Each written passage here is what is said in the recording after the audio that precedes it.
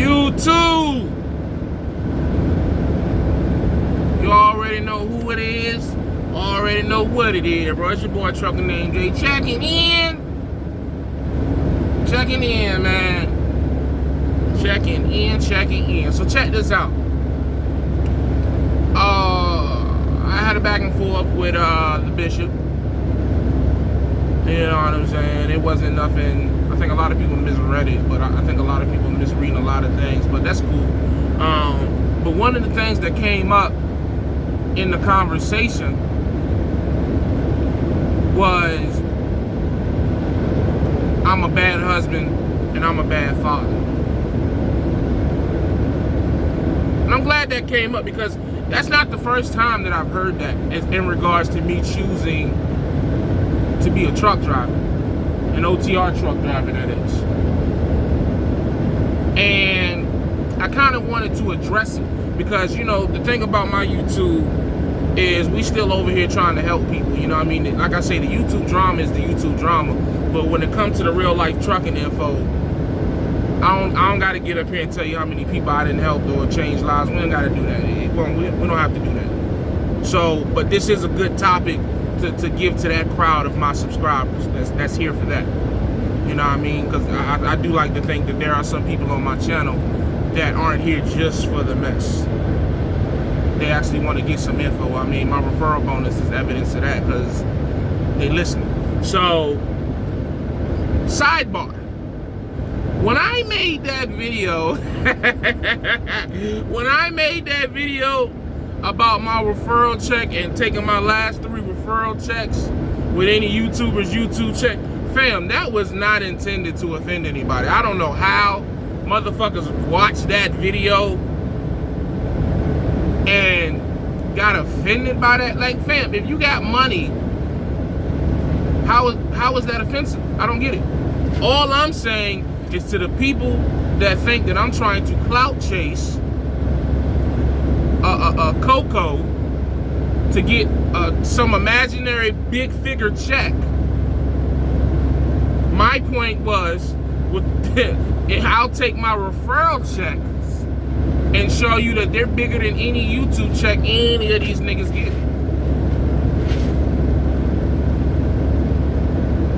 That's all the point was, you know what I mean? Like how that got turned into he's bragging, he's flexing. See, here's the thing about that flexing shit, right? It's almost like niggas don't ever want you to get right. What do you mean, Jay? I'm so glad you asked. It's like for years, these niggas always say, yo, Jay, you ain't gonna never get it right. You inconsistent. You ain't gonna never, you should just quit trucking. You should just go find a whole nother career. That's what they told me. But then when I catch on, and I done got me a little streak going, and I got some money coming in, I'm feeling good about myself. Now it's, oh, you cocky, you flexing. No, nigga, I'm just happy to finally be winning. That's it. I can't be winning. And if y'all got the money y'all say y'all got, why my little bit of money is making y'all so insecure about, or so mad? I don't get it. Hey, Trucker Red, you know what I'm talking about? What they say, a hit dog holler. Ain't that what you told me? Car dope boy, they hollering, boy. They is hollering. But anyway, let's get back to the video. So, you know, me and the bishop was going back and forth. And his point was, you know, I left the house with my dog. And I left my wife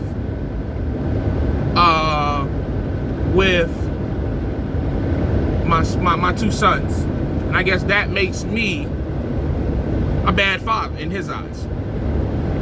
And here's what I want to tell you guys. When you first make up your mind, like before you start studying for the exam, before you start researching, when you first decide that you want to consider getting your commercial driver's license, you are going to get so much criticism, especially if no one in your family knows anything about trucking. Because that's what happened with me. I'm not one of these second or third generation truck drivers.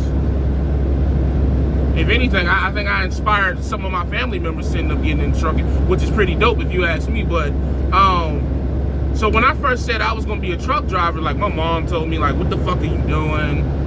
My granddad told me I was stupid. Like I got a couple of different criticisms from like immediate family members. And I'm pretty sure that 50% of truckers did as well. You know what I mean? Because again, this ain't nothing that, I know for me, this wasn't nothing that I grew up wanting to do. This was something that it was like, yo, I gotta figure something the fuck out. You know, this trucking shit look like this could be it. Let me see what this hitting on. And it just turned out to be the best thing I've ever done. You feel me? So, don't be discouraged is my message when people try to question your parenthood as a truck driver. Let me tell you something. I know for a fact that had I not got in this truck and got this commercial driver's license, my life would be fucking miserable.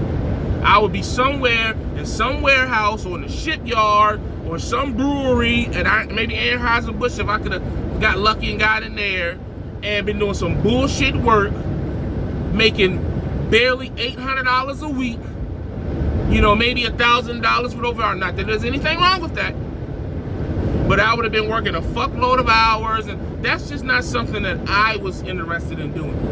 Now, if that's something that other people choose to do because they just want to be able to say that they go home every night for an hour, you know, to halfway play with their kids because they're tired, then hey, do that shit. You know, don't come out here on the road because it's not for everybody.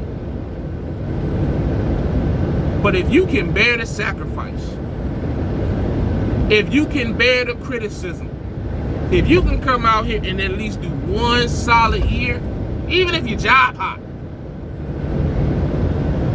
your life will never be the same. It just won't. And that's what they missing. That's what they don't see. The only reason why I'm still OTR, let's call a spade a spade. The only reason why I'm still OTR is because I fucked up a lot.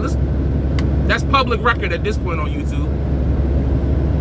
But had I had a consistent plan, I'd be off the truck. I'd be off the truck. But quiet as it's kept, I ain't gonna be on this truck too much longer. But we're gonna leave that there. You know what I'm saying? Because the thing about me, yes, I would love to go local right now. I would, oh my God. But the money that I know that I would make locally, it just, from what I'm trying to do, it just wouldn't be enough. And that's the most respectful and humblest way that I can say that. Because for whatever reason, when you say stuff like that, they take it as you trying to say you're better than them, when that's not what I'm trying to say. I'm just saying that I tried the local shit. And it was either one or two things. Either I didn't make enough money to do what I was trying to do, or I had to put in too many fucking hours to make the money I was making. And that was local in a nutshell for me.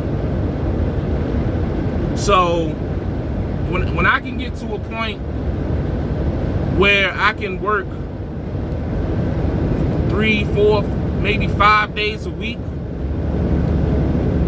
you know, 2, 3 days off a week, and still make a suitable enough amount of money to take care of. This nigga is spilling dog food all over the floor of my truck. That's crazy.